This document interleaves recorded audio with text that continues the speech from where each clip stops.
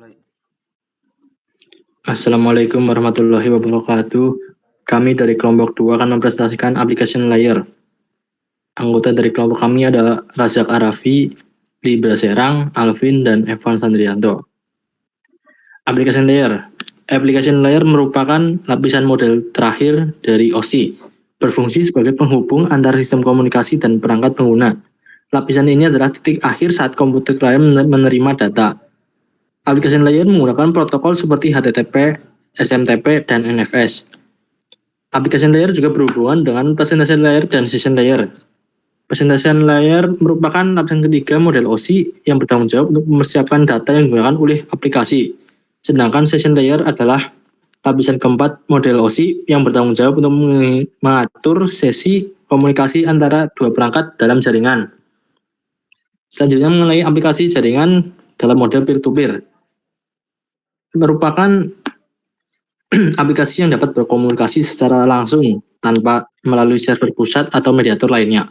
Aplikasi jaringan dalam mode peer-to-peer biasanya menggunakan protokol seperti FTP, BitTorrent, Skype, dan lain-lain.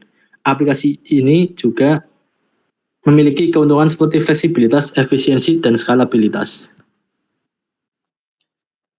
Berikutnya adalah prinsip kerja aplikasi layanan protokol web. Web browser adalah aplikasi yang digunakan untuk mengakses halaman web di internet.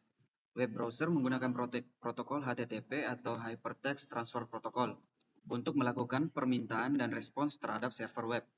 Web browser juga dapat menggunakan protokol lain seperti HTTPS atau Hypertext Transfer Protocol Secure, WebSocket, dan lain-lainnya untuk meningkatkan keamanan dan kinerja.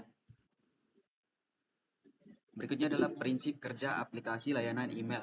Jadi, email client adalah aplikasi yang digunakan untuk mengirim dan menerima email melalui server email.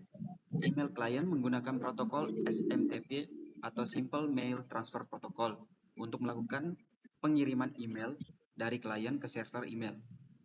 Email client juga dapat menggunakan protokol lain seperti POP3, Post Office Protocol 3, atau IMAP, Internet Message Access Protocol, dan lain-lain untuk melakukan penerimaan email dari server email.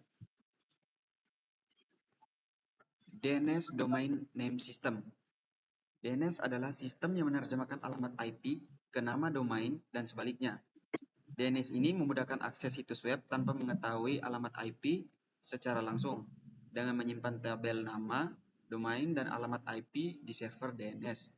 DNS mencari nama domain di tabel saat pengguna mencari situs web dan menampilkan dan memberikan alamat IP sebagai hasilnya.